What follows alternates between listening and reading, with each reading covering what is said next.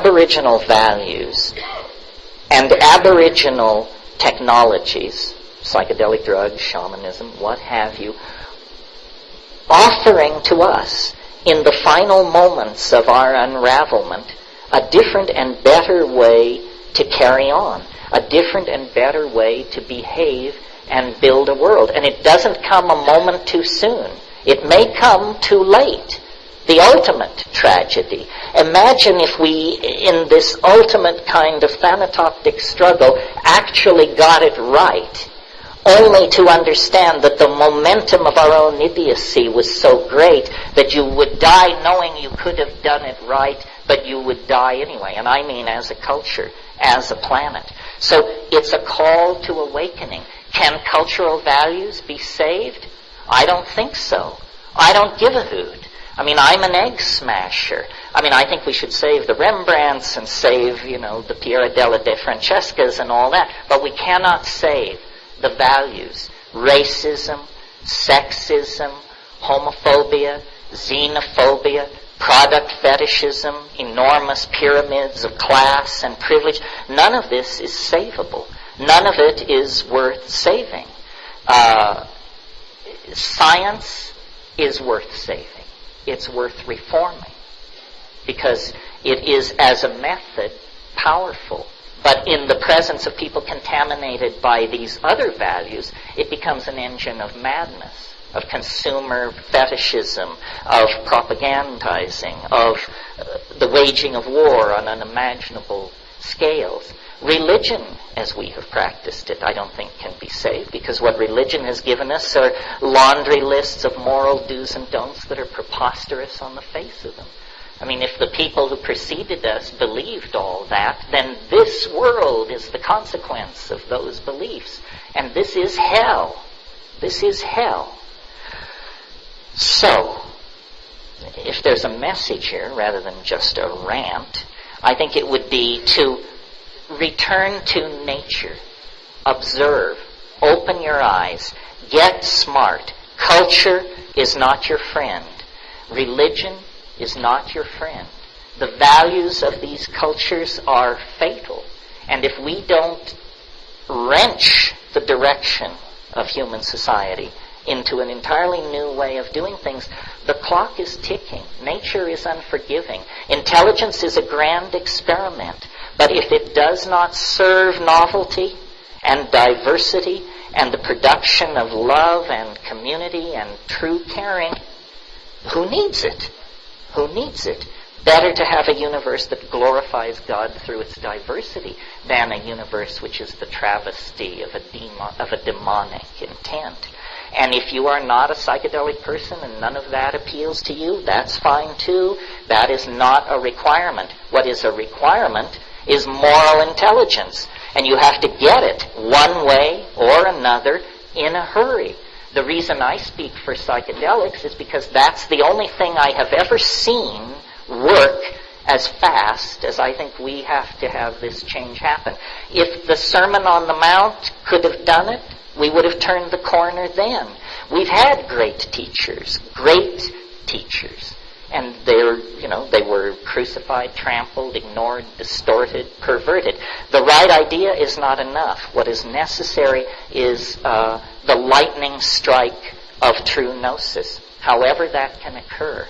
And as I said, I speak for the psychedelics because I have felt their impact personally, and I have been with cultures that have stayed close to that campfire, and I have seen the beauty and the integrity and the humanness of those cultures.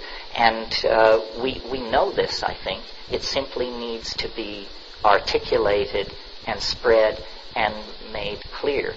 It is the faith that nature's dynamic will carry us to the completion and the enlightenment that we seek. Thank you very much.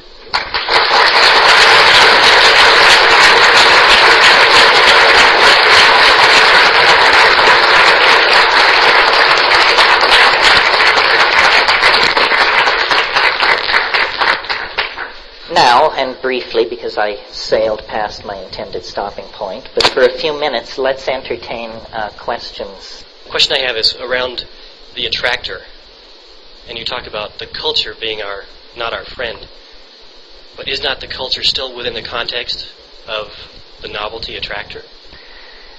Well, yeah, I mean, these questions are complicated. I had a discussion with Giorgio Samarini, who's an Italian ethnobotanist and who has taken ibogaine, or iboga, Tabernanthe iboga, with the African tribe that uses that initiation. And in that initiation, they give 400 grams of this plant that is effective at 4 grams.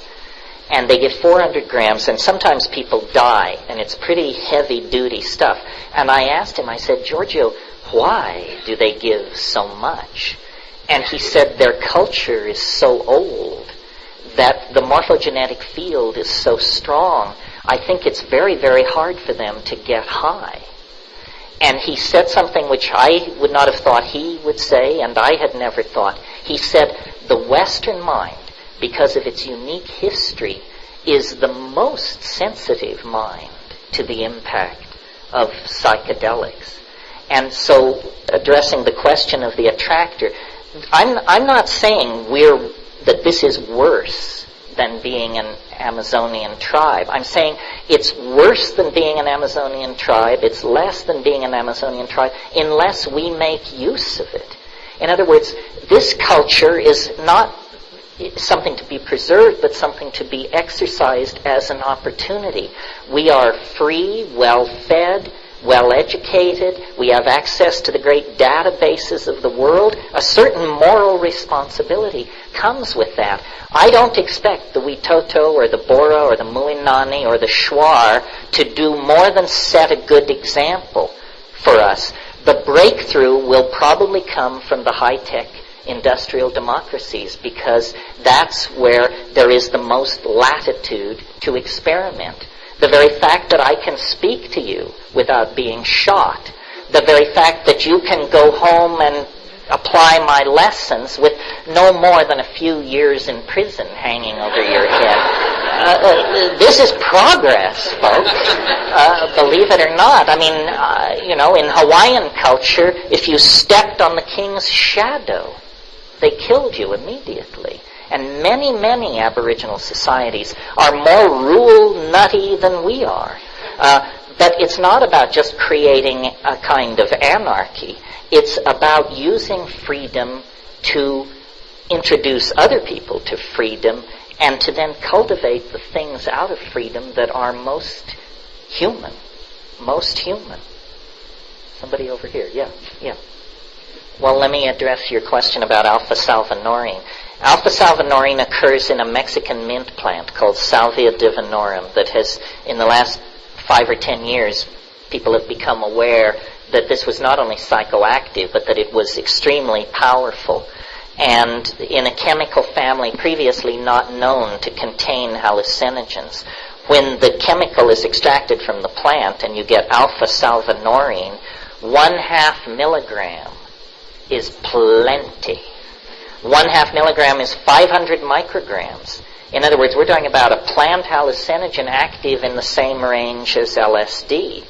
What does it do? Language fails. But that's good news. That's what you want. That's what you want the psychedelic to do. DMT test pilots come back white-knuckled. And let me say about drugs, it really bugs me. It's, again, a tyranny of language. That when I sit up here and talk to you and I use the word drugs, I could be talking about aspirin, heroin, cocaine, or 2,4,5-trimethoxy something or other, one of Sasha's things. It's a poverty of language. Drugs, which anesthetize or sedate or wire you up, I don't care about that.